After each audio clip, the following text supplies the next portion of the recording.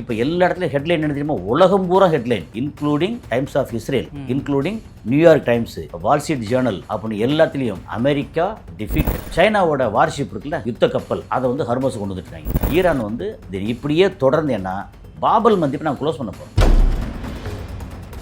China பயந்துட்டாங்களா அப்படின்னா rich carry கப்பல் இருக்குல்ல, அது ஹர்மோஸ் வழியே வெளியில் வந்து அமெரிக்காவோட எச்சரிக்கைக்காக திரும்பி ரிட்டர்ன் போகுதுன்றாங்க. மெரிபா பன்னீர் சோடா, ஐ ட்ரஸ்ட் மெரிபா. ஈரான் என்ன சொல்கிறாங்கன்னா, நாங்கள் சண்டைக்கு வரல. அப்புறம் சீனா என்ன சொல்கிறாங்க, எங்களோட கப்பல் வரும் போகும், முதல் அட்டாக் வந்து நாங்கள் பண்ண மாட்டோம். 10 நாளில் 1 or 2 டேஸ்லேருந்து திரும்ப ஒரு அடுத்த ரவுண்டு பேச்சுவார்த்தை முடிச்சு எல்லாம் கிளியர் பண்ணிடுவோம். அப்படின்னா என்ன அர்த்தம்னா, இந்த ஹர்மோஸ் வந்து ஈரான் கையில் தான் இருக்கும் அப்படிங்கிறதுக்கு ஒத்துக்கிட்டாங்கன்னு அர்த்தம். இவங்க பாகிஸ்தான் மூலமாக சவுதி அரேபியாவுக்கு J-10 அப்படின்னு சொல்லி சைனாவோட ஆயுதம் வந்து இறங்கியிருக்கு. அது ஒரு மிகப்பெரிய turning point. Saudi Arabia dead against America. சவுதியில் சைனாவோட ஆயுதங்கள் வருது அப்படின்னா அது எவ்வளோ பெரிய மாற்றம். அது சவுதி அரேபியா வாங்குறான்னா UAE வாங்குவான், கத்தார் வாங்குவான், இவன் வாங்குவான். இப்போ உள்ளே இன்ஃபில்ட்ரேட் பண்ணி சைனா உள்ளே வந்துட்டாங்க.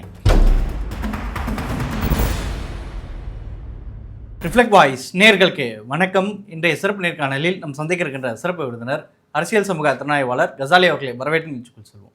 சார் வணக்கம். வணக்கம் sir.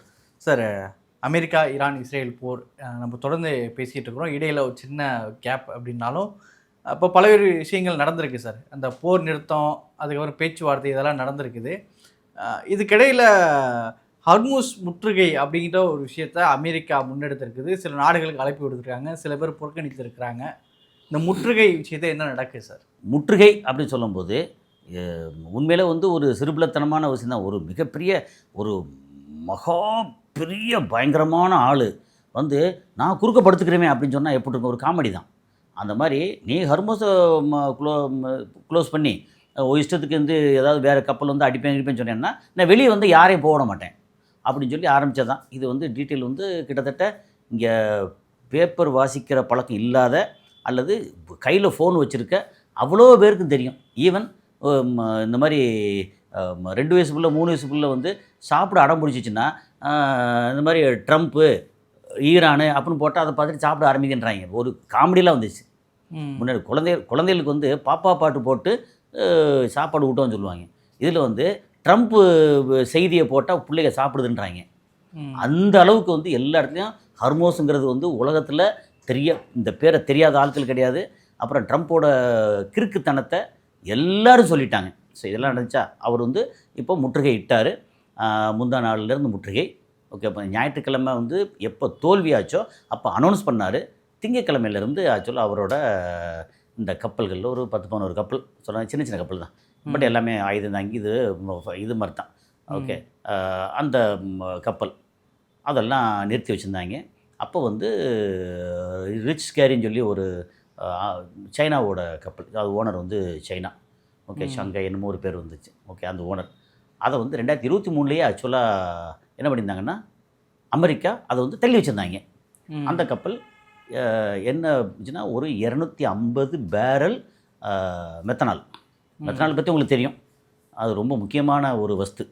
Methane, ethane, methanol, ethanol இதெல்லாம் தெரியும். ஸோ மெத்தனாலுங்கிறது வந்து அதாவது மெத்தனால் குடித்து கண்ணு போயிடும், இதில் அதிகமாச்சு அப்படிங்கிறது தான். ஸோ அந்த அளவில் நம்ம மக்களுக்கு பரிச்சயமான மக்களுக்கு கள்ளச்சாராயம் அப்படின்னா அதில் மெத்தனால் இருக்கும். ஆனால் இந்த மெத்தனால் வந்து பெரிய அளவுக்கு ஏகப்பட்ட மருந்து பொருள்லேருந்து இதுலேருந்து ஏகப்பட்ட விஷயங்களுக்கு தேவைப்படுது மெத்தனால். அது 250 பேரல் மெத்தனால் அதை வந்து கிளப்பி கொண்டு அங்கேருந்து எங்கே தெரியுமா, ஹம்ரியா போர்ட்னு ஒன்று இருக்குது UAEயில். ஓகே, அந்த ஹம்ரியா போர்ட்லேருந்து கிளம்பி வெளியில் வருது. இங்கே வந்து இவங்க அடைச்சி நிற்கிறாங்க. ஆமாம், நேற்று வெளியே வந்து கிளம்பி வெளியே போயிடுச்சு. ஹர்மோஸ்லேருந்து வெளியே வந்து அப்புறம் அமெரிக்காவோட அந்த ஆட்கள் இருக்காங்கல்ல, அவங்களுக்கு டாட்டா காமிச்சு போயிடுச்சுன்னு நேற்று வரைக்கும் தகவல் வந்தது. இன்றைக்கி என்ன தகவல் வந்திருக்குன்னா காலையில், அதாவது நம்ம சொல்கிறது எப்படின்னா, நீங்கள் நேற்று அப்படி சொன்னீங்க இன்றைக்கி இப்படி சொல்கிறீங்க அப்படின்னு இல்லை, நம்ம வர்ற தகவல் அப்படியே கன்வே பண்ணுறோம். நேற்று வரைக்கும் அந்த ரிச் கேரி கப்பல் வந்து அமெரிக்காவில் தடை செய்யப்பட்ட சைனாவோட கப்பல் நேற்று அதை ஏற்றிக்கிட்டு அவங்க வந்து ஹர்மோஸை கடந்து அது பாட்டுக்கு போயிடுச்சு, டாட்டா காமிச்சு போயிடுச்சு.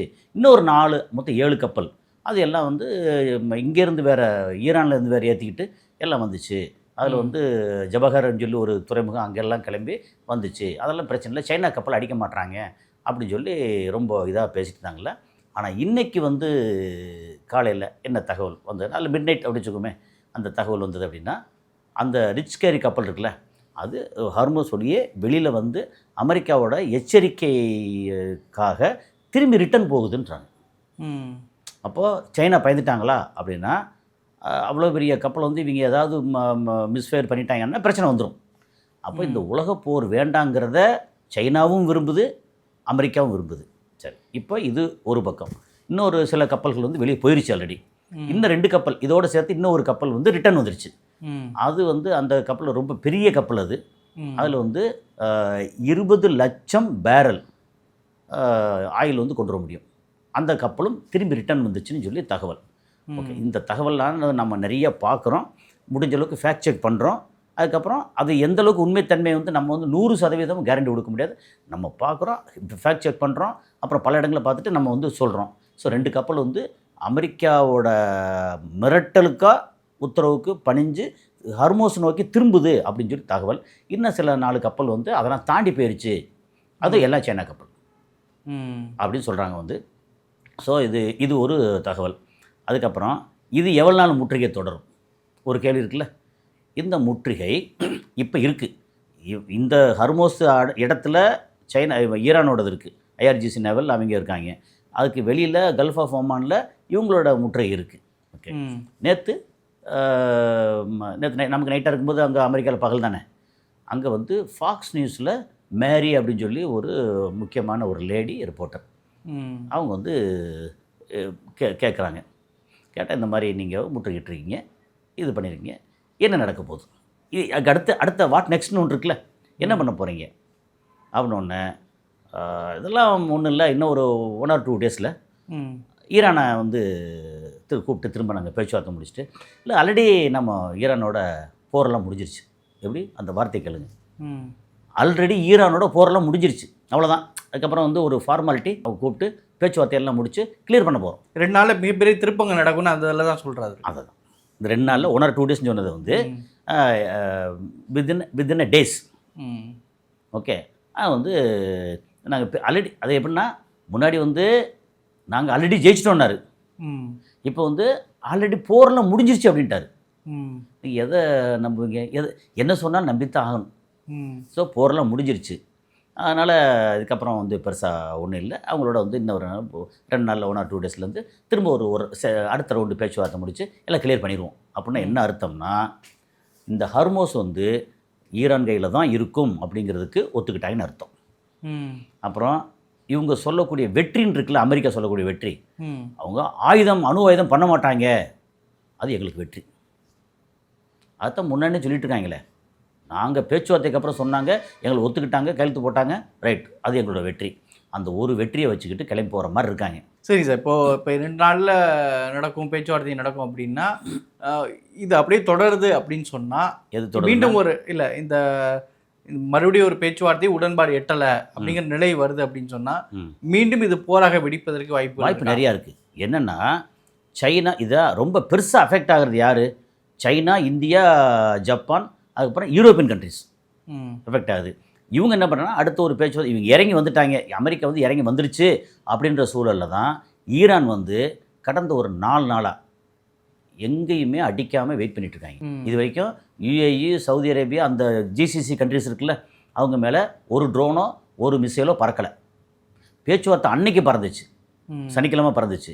அப்புறம் சனிக்கிழமை மத்தியானத்துக்கு மேலே பேச்சுவார்த்தை ஆரம்பித்தாங்களா, அதுக்கப்புறம் பறக்கலை. சண்டே வந்து பேச்சுவார்த்தை தோல்வி, அதுக்கப்புறமும் அங்கே வந்து அவங்க அடிக்க வரல. ஸோ எல்லாம் வந்து ரொம்ப ஒரு மாதிரி வெயிட் பண்ணிகிட்ருக்காங்க. ஈரானும் அவசரப்பட்டு இது வரைக்கும் எந்த இதில் இறங்கவே இல்லை, வெயிட் பண்ணுறாங்க. சரி, அதாவது நீங்கள் தோத்தங்க ஜெயிச்சிங்களாம் தாண்டி எங்களுக்கு இந்த போர்னால் எங்களுக்கு மிகப்பெரிய இழப்பு என்னென்னா, எங்களுடைய அயத்துல்லா கம்பெனியை போட்டீங்க, 48 பேர் மொத்தம் முடிச்சிங்க, இப்போ ஸ்கூல் பிள்ளைங்க, அதுக்கப்புறம் வந்து 22-23,000 ரெசிடென்ட்ஸு, இது எல்லாத்தையும் போட்டு அடிச்சிட்டிங்க, நிறைய அழிவு, பயங்கர அழிவு. அதுக்கப்புறம் சொல்லி இந்த மாதிரி அங்கே ஈரானிய மக்கள் வந்து அந்த புஷேருக்கு சுற்றியே வந்து கைகோத்து நின்னாங்க பார்த்தீங்களா, ஹியூமன் சேஞ்ச் மனித சங்கிலி, அதை வந்து சொல்லிட்டு இருக்கும்போது நமக்கு பின்னூட்டத்தில் வந்து ஒரு 2 பேர் போட்டிருந்தாங்க, நான் இப்போ ஈரானில் இருக்கேன், எல்லாரும் பயந்துக்கிட்டு இருக்காங்க அப்படின்னு போட்டிருந்தாங்க. ஓகே, அது வந்து உண்மை தான். ஏன்னா ஈரான் வந்து வாரோட சென்டர், எபிக் சென்டர்னு சொல்லுவாங்க இல்லையா, அது மாதிரி வாரோட சென்டர் ஏரியா ஈரானாக இருக்கட்டும், அந்த பக்கம் இஸ்ரேலாக இருக்கட்டும். இது சவுதி துபாய் எல்லாம் வந்து வார் சென்டர் கிடையாது.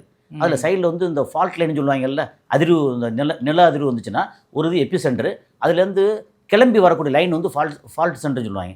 அது மாதிரி ஃபால்ட் லைனு, அது மாதிரி துபாய் சவுதியெல்லாம் ஃபால்ட் லைனு. அந்த வார் சென்டர் இருக்கு இல்லையா, அது வந்து இந்த பக்கம் ஈரான், இந்த பக்கம் இஸ்ரேல். அவங்க பயப்படத்தான் செய்வாங்க, என்ன ஆகுமோ ஏதாகுமோன்னு. ஸோ அந்த பயம் வந்து நிதர்சனம், பயப்படுறாங்க. ஆனால் அதே நேரத்தில் இழப்பு வந்து ஈரானுக்கு பெரிய இழப்பு தான். இடம் அவ்வளோ அடி வாங்கியிருக்காங்க.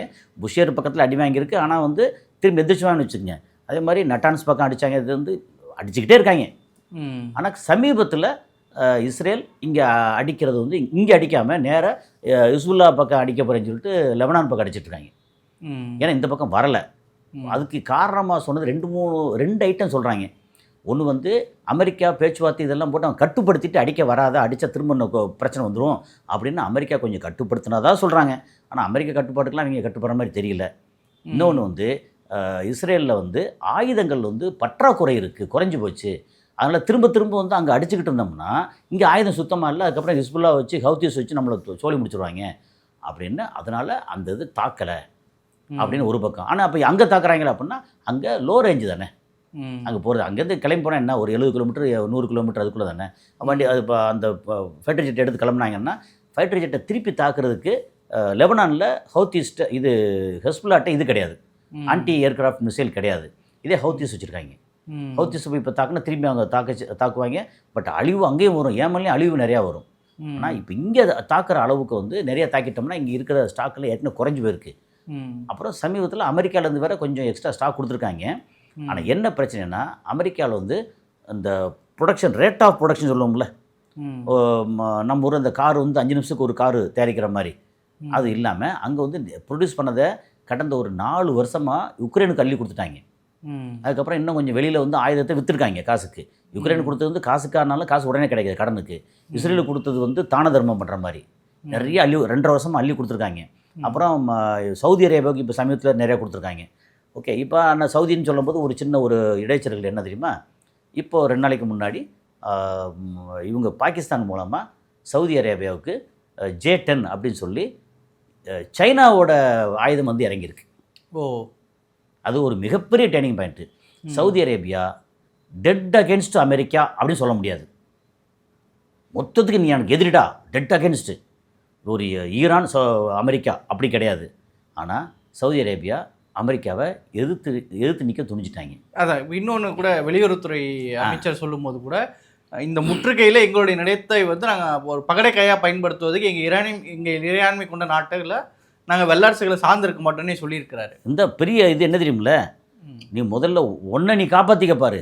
நீ ஒன்றையே உன்னால் காப்பாற்ற முடியல, நீ அடுத்த நாட்டை காப்பாற்ற போறியா? இனி வந்து உங்களோட சங்காத்தம் நீங்கள் தான் எங்களுக்கு வந்து இது வேணும், பாதுகாப்பு வேணும், நீங்கள் தான் எங்களுக்கு பாதுகாப்பு கொடுப்பீங்க அப்படின்னு உங்களை நம்பலை.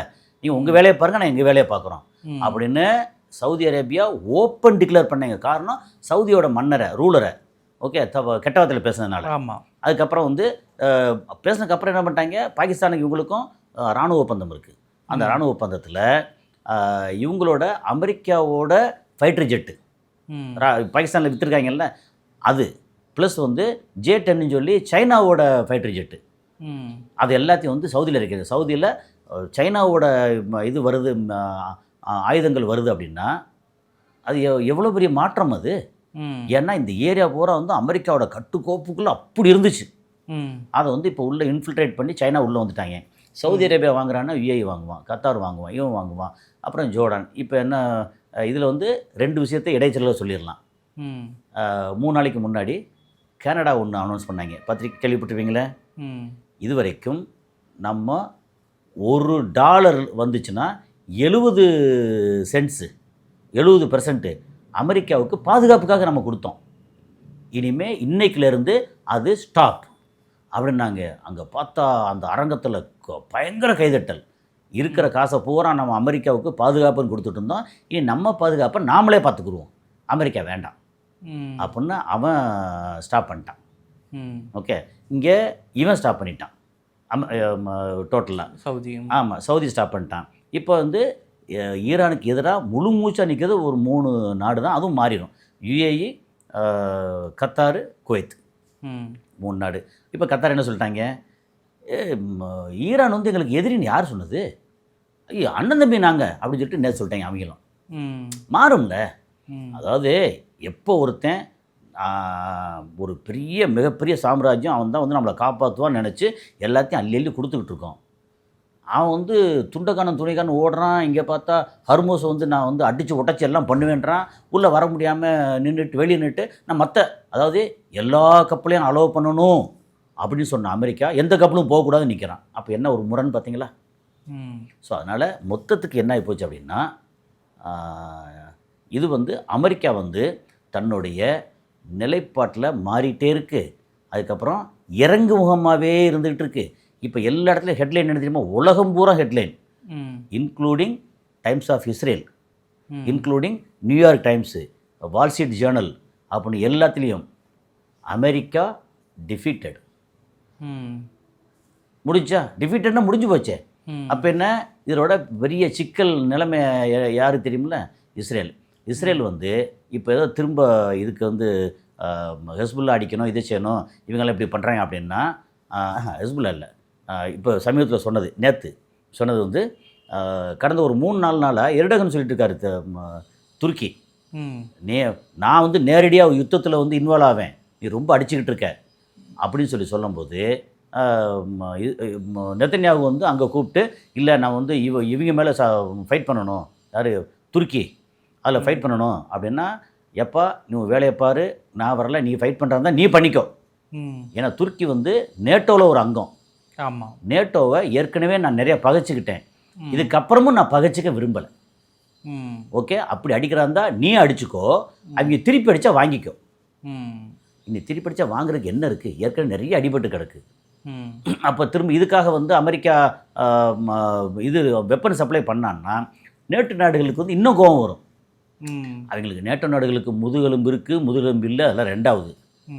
ஒருத்தர் இருந்தால் வீக்காக இருப்பான், 25 பேர் இருந்தால். ஆமாம், அப்படிங்கும்போது அமெரிக்கா இவங்கள பகைச்சிக்க விரும்பலை அப்படின்னு சொல்லி தனியாக கழட்டி விட்டாங்க. இப்படி ஒன்றொன்னா கழட்ட என்ன நடக்கும், அங்கே வந்து போர். இப்போ வந்து எப்படின்னா, கிட்டத்தட்ட போர் வந்து ஆல்ரெடி நிறுத்தியாச்சு, அது ஈரானோட போர் முடிஞ்சு போச்சு, சமாதானமாயிடுச்சு அப்படின்னு என்றைக்கு அந்த வார்த்தை வந்துருச்சோ அன்னைக்கு வந்து அமெரிக்கா தன் நிலைமை விட்டு இறங்கிருச்சு.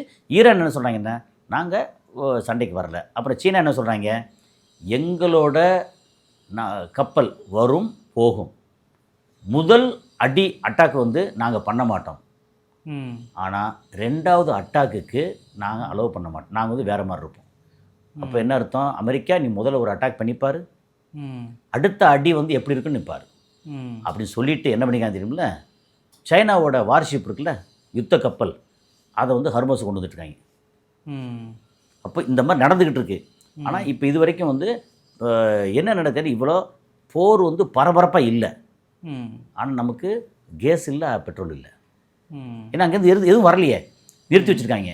அப்புறம் கடைசியாக ஒன்று சொல்லிடலாம், ஈரான் வந்து இந்த அனௌன்ஸ்மெண்ட்டு இது இப்படியே தொடர்ந்தேன்னா பாபல் மந்திப்பை நாங்கள் க்ளோஸ் பண்ண போகிறோம். பாபல் மந்திப்புங்கிறது மக்களுக்கு தெரியும், ஏற்கனவே பேசியிருக்கோம், அது ஒரு புரிதலுக்காக சொல்லியிருக்கோம். இப்படி கேக்கு மாதிரி இப்படி இருக்க இடத்துல வந்து சவுதி அரேபியா, கீழே வந்து ஏமன், இது ஓமன், இந்த சைடில் அப்படியே பார்த்தீங்கன்னா யுஏஇ, பஹ்ரைனு, கத்தாரு, அதுக்கப்புறம் வந்து குவைத்து, எண்டில் வந்து ஈராக்கு. இந்த சைடில் பார்த்திங்கன்னா ஏமன் பாட்டமில், அப்புறம் சவுதி அரேபியா. அதுக்கு மேலே போனால் தான் ரைட் சைடில் வந்து இஸ்ரேல், லெஃப்ட் சைடில் வந்து ஈஜிப்டு, கீழே வந்தால் ஜிபூட்டி, இதெல்லாம் வந்து சூடான், ஜிபூட்டி, இதெல்லாம் இந்த இதில் ஆஃப்ரிக்கன் கண்ட்ரி வந்துடுது. ஓகே, இதில் எப்படி பாப் அல் மந்திப் அப்படிங்கிறது, இந்த செங்கடல் இருக்குல்ல, இந்த பக்கம் ஒரு குறுகிய பகுதி செங்கடல், இந்த பக்கம் குறுகிய பகுதி வந்து பெர்ஷியன் வளைகுடா. Okay, Persian gulf. ஆமாம், அது இந்த இடத்துல ஹர்மோஸ், ஸ்டேட் ஆஃப் ஹர்மோஸ், இந்த இடத்துல ஸ்டேட் ஆஃப் பாபல் மந்திப். இந்த பாபல் மந்திப் வந்து என்ன சொன்னாங்க, ஈரான் வந்து நம்ம ஹவுதிஸ் மூலமாக அதை கட்டுப்படுத்த போகிறோம். இங்கேயே நாங்கள் டோல் வசூல் பண்ணுவோம், அங்கேயும் நாங்கள் டோல் வசூல் பண்ணுவோம். அந்த இங்கே வசூல் பண்ணுற டோலை நாங்கள் வந்து ஓமான் கூட பகிர்ந்துக்குருவோம். அங்கே வசூல் பண்ணுற டோல் வந்து ஏமன் அண்டு ஜிபூட்டி அவங்க வந்து நாங்கள் வந்து பிரிச்சுக்கிடுவோம். இது என்ன நடக்கும்? விலைவாசியெல்லாம் நீ வந்தால் ஒரு கப்பலுக்கு 20 கோடி. அப்புறம் நாங்கள் வந்து டேரிஃப் வச்சுருக்கோம் 1 to 5. எங்களுக்கு நேச நாடுகள், எங்களுக்கு வேண்டப்பட்ட நாடுகளுக்கு 0லையும் கொடுப்போம், அமௌண்ட் நாங்கள் ஃபிக்ஸ் பண்ணிக்கிடுவோம். அது ஃபிக்ஸ் பண்ணுறது யார்? ஐஆர்ஜிசி நேவல் அந்த ஒரு டீம் ஃபிக்ஸ் பண்ணும். நம்ம வந்து சுப்ரீம் லீடரோட உத்தரவின்படி நாங்கள் எல்லாம் பண்ணுவோம் அப்படி. ஸோ இந்த மாதிரி ஒரு மாதிரி வந்துக்கிட்டு இருக்கு. ஆனால் பரபரப்பு இல்லை, நமக்கு கேஸும் பெட்ரோலும் இல்லை. நமக்கு மட்டும் இல்லாமல் உலக நாடுகள் உண்மையிலே தவிச்சிட்ருக்கு. இதில் ரொம்ப முக்கியமாக இவங்க வந்து அடுத்த ஒரு 1-2 நாளில் பேச்சுவார்த்தை பண்ணி அதை முடிச்சிருவோம் அப்படின்னு சொல்கிறான்னா, இப்போ தான் ஈரானும் சரி, சீனாவும் சரி, அங்கே இருக்கிற அரபு நாடுகளும் சரி ரொம்ப கேர்ஃபுல்லாக இருக்கணும். அவன் இறங்கி வந்துட்டான்னு அடிக்க போகிறான்னு அர்த்தம். பேச்சுவார்த்தை இறங்கி பேசிகிட்டே இருக்கும் அப்படின்னு சொல்லிட்டு இருக்கும்போது தான் கரெக்டாக நம்ம வந்து எப்போ பேச்சுவார்த்தைக்கு முடிஞ்சு போயிடும். இப்போ அதுக்கு அடுத்து முடிஞ்சு அப்புறம் அடுத்து சைன் ஆயிரும், நம்ம அடுத்த கட்டத்துக்கு போவோம் அப்படின்னு ரிலாக்ஸ் ஆகும்ல, அப்போ தான் அடிப்பான். அவங்களுடைய எப்பவுமே வந்து அவங்க வீரர்கள் கிடையாது, அவங்க கோழைகள். முதுகில் குத்தியே பழக்கம் அவங்களுக்கு. சார் இந்த மாதிரி ஒரு சூழல் என்ன பண்ண போகிறேன்னு தெரியல. அநேகமாக இந்த வாரம் முடிஞ்சு அடுத்த வாரம் ஆரம்பத்துலேயோ அல்லது இந்த வாரம் எண்டுக்குள்ளேயோ ஏதாவது ஒரு ரிசல்ட் வரும். ஏன்னா அங்கே வந்து அமெரிக்காவில் ட்ரம்ப்போட நிலைமையை வந்து ரொம்ப சீரியஸாக இருக்குது. இப்போ பேச்சுவார்த்தை என்ன பிரச்சனைனா, நேற்று முந்தானத்தெல்லாம் வந்து போப்பை வந்து உரண்டை இழுத்து பிரச்சனையாக்கி அதுவும் கேள்விப்பட்டிருப்பீங்க. ஆமாம் கடைசியில் வந்து போப்பு நீ எல்லாம் உனக்கு என்ன தெரியும், அரசியலை பற்றி என்ன தெரியும் அப்படிங்க, உனக்கு தெரியும், நீ வந்து இப்படி பண்ண என்ன குழந்தைய கொள்றோம் தானே நீ அப்படின்னு போப்பு சொல்லி கடைசி இவர் வந்து நீ என்ன சொல்கிற, நானே வந்து உன்னை ரசிக்கிறேன், நானே இயேசுநாதர் மாதிரி அப்படின்னு சொல்லிட்டு இப்போ பிக்சர்லாம் கார்ட்டூன் போட்டு அதான் அவரோட இதில் ட்ரூத் சோஷியல் மீடியாலேயே ஷேர் பண்ணி அதெல்லாம் வந்து ரொம்ப ஓவர். அப்போது உலகத்தை வந்து எல்லாத்தையும் வந்து சண்டை யாரோட சண்டை போடலை, கடைசியில் கண்ணாடியை பார்த்து சொந்த மூஞ்சிலே சண்டை போடுவார் உலருக்கு. அதான் சரிங்க சார். இப்போ இந்த போருடைய நிலைமை வருது, இன்னும் 2 நாட்களுக்குள்ளே ட்ரம்ப் சொல்லுகின்ற மாதிரியான நிலைமை வருமா, இல்லை நீங்கள் சொல்வது மாதிரி அது இன்னொரு இறங்கி வருவது இன்னொரு அடிப்பதற்கான முகாந்திரமா? இல்லை, நான் அப்படி தான் நினைக்கிறேன். சரி சார், கருத்துக்கின்றது மிக நன்றி. மெரிபா பன்னீர் சோடா, ஐ ட்ரஸ்ட் மெரிபா.